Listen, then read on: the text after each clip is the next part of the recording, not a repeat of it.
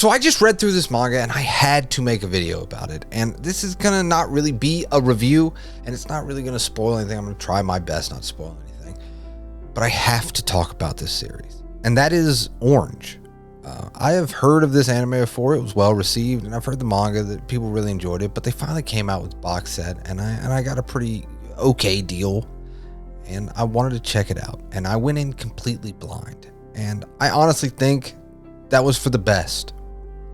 That at the core of this story is amazing characters that are dealing with some really deep and heavy topics, and I think it's executed really, really well. Now, I will tell you this, you do have to get over the hump of, and this is the only little bit of spoiler, it happens in like the first page, there's letters being sent back from 10 years in the future. Now, if you can get over that hump, that's really the only thing that you have to suspend your disbelief, in my opinion, with this series. Because other than that, it feels so grounded. It feels so real. And not in the sense of, like, you know, it does have some tropes, some romance tropes and things like that in it.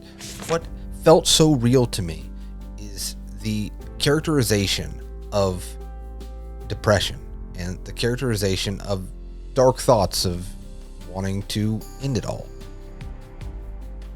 That's the best way I could say on YouTube. So you get what I'm going with. You know what I mean? Listen, you know, I'm not trying to be dark and depressing, but I've just been thinking about this series a lot, and I really wasn't going to make a video on it, but I just have to talk about it. I have to ramble to you guys, as always. Thanks for listening. Hopefully you enjoy this. You know what I mean? While the main premise is this girl receives a letter 10 years from the future to herself, and it's about stopping one of their friends from dying.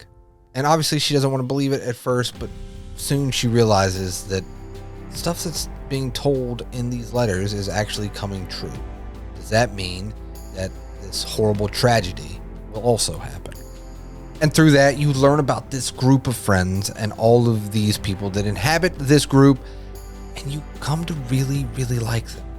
And that's what I think is very impressive that some manga and stuff struggle with, is when you have a set 6 characters, and while I do think 1 or 2 maybe don't get their moment to shine, most of them get their moment to be integral to this story and integral to the ideas that this author really wanted to tell.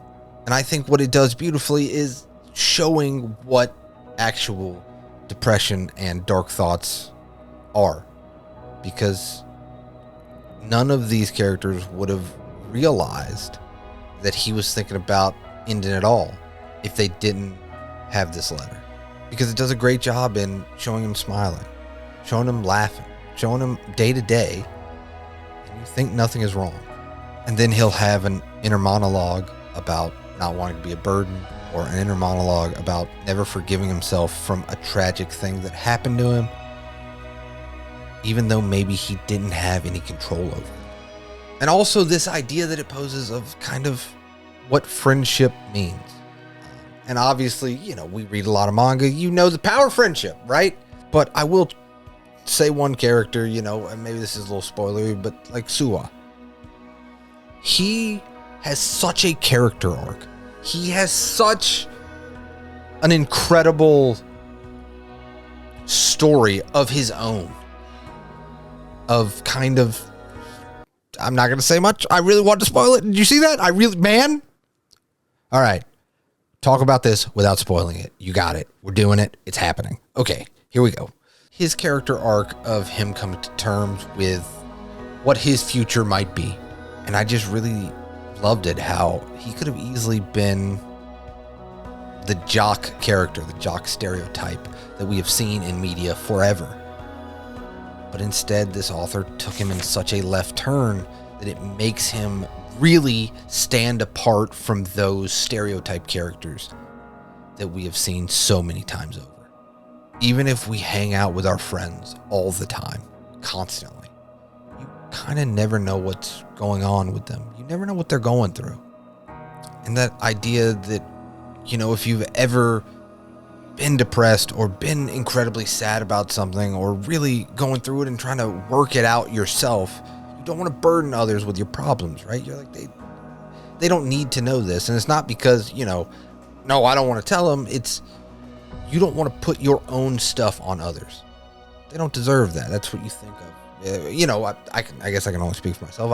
I've had those thoughts before. Like, they don't really need to know, Not that you don't care about your friends, and not that you don't feel safe or loved with them. But I think that is an incredibly powerful story beat to have, where you can be wrapped up in your own thoughts and wrapped up in your own darkness, that even if you had 5 groups of friends surrounding you and trying to be there for you, he can't see it and he can't feel it.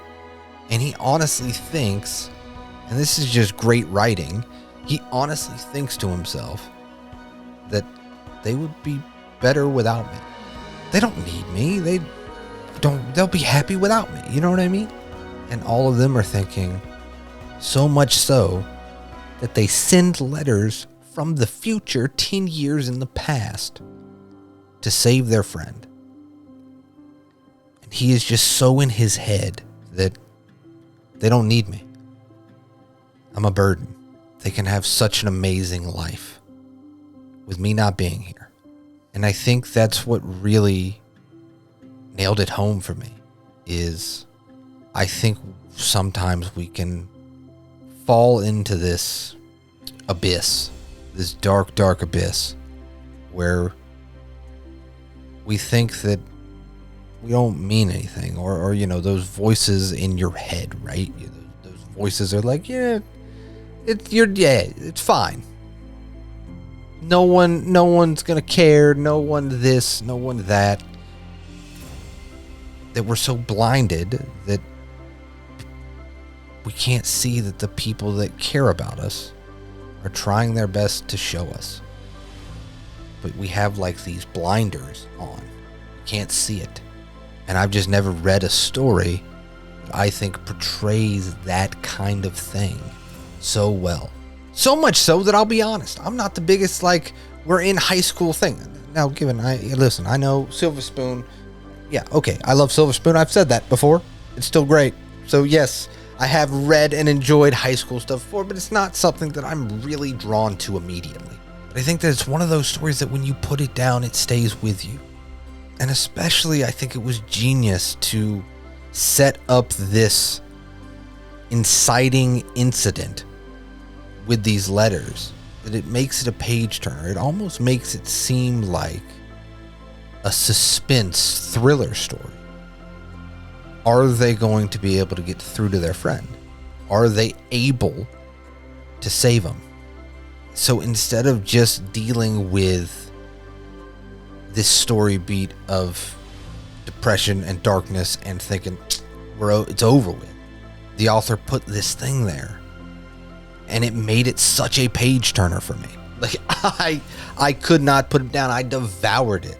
And I mean, I could ramble on about the stories and the characters and do the spoiler part and tell you what happened, but I don't want to do that. Not with this video.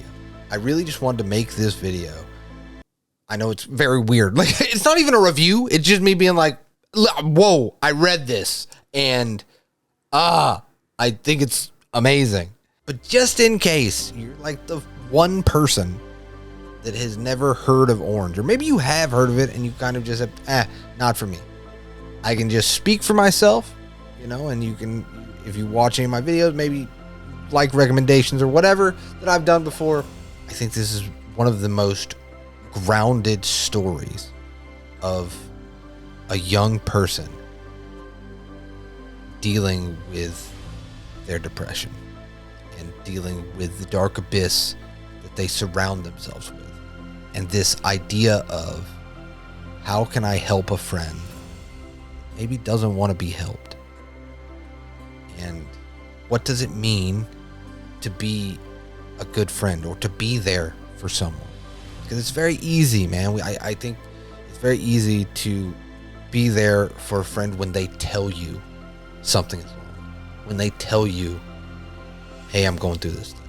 Hey, this is happening to me. Hey, XYZ, right? It's easy when someone tells you. But I think that we can get so wrapped up in our own day-to-day thing, and that's not a bad thing. I'm not saying one way or another, but I think we can get wrapped up in our day-to-day thing. We can't see what's kind of in front of us. And don't get me wrong, if you want a cheery read, if you made it to this, this part of the video, it's not that. It is not a cheery read.